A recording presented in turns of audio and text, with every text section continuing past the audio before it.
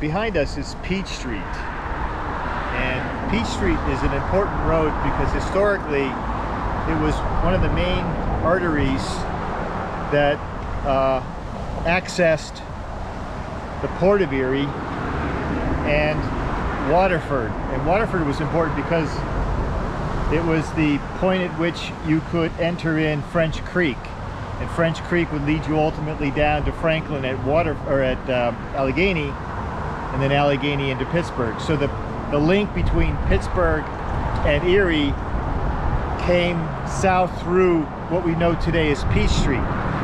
Actually, there was another street before that called Old French Road, which was predated Peach Street because, well, by its very name, the French in 1753, when they actually came to this part of the country, they built a fort on the cliff overlooking our bay, which we know today as Parade Street. That was really the first European road. Actually, it was capitalized on the Venango Trail, which actually was a Native American trail, believe it or not, hundreds and hundreds and hundreds of years ago.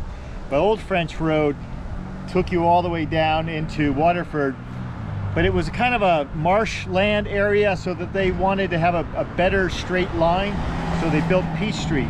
And Peach Street was called at that time Turnpike, and that led you right into what they call South Erie.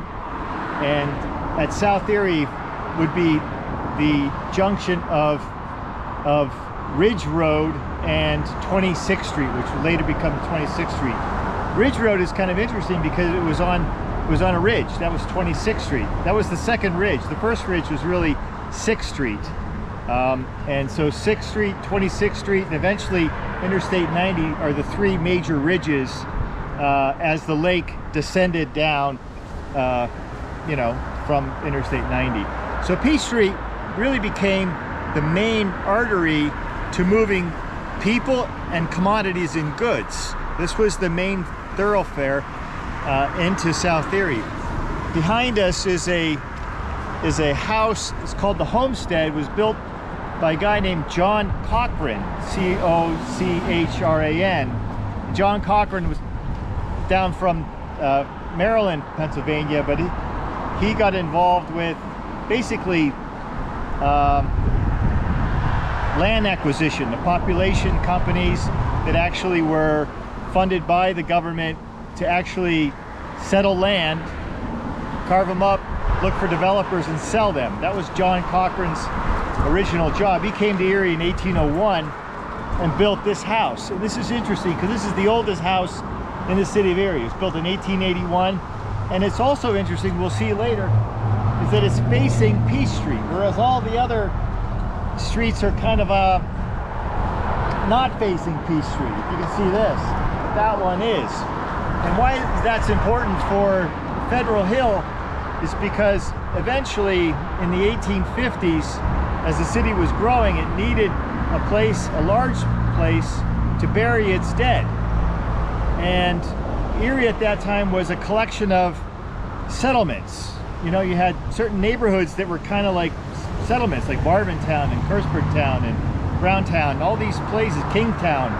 They were all kind of centered around churches, which buried their own people around the churchyard. Well, they decided in the late 1840s that they needed to have a large piece of land, preferably on a high ridge overlooking the lake. That was the whole thing behind, at that time, the Christian belief is you really needed to be closer to God on a hill. So John Cochran sold the land that we know today as the Erie Cemetery. It was called Cochran's Woods. And that stretched from about Peach Street to Cherry down to about where the railroad tracks are, from Chestnut over to Cherry. That section was called his woods. That was John Cochran's wood. That was his house here. And so the large part of the development of Federal Hill grew out of the fact that it had a cemetery in its area, and it started to grow in population. So this house behind us is really quite important historically. Again, it's literally the oldest building in Erie in 1801. Now this is cool. This was literally one one of Erie's premier parks. Perry Square, of course, well actually it's called Diamond Square first. But Perry Square was like the center, but this cemetery opened in 1851. It literally became like the place to go. And every spring there would be the Tulip Festival where they would line Chestnut Street every year with tulips. They would bloom. Thousands of them. It's incredible.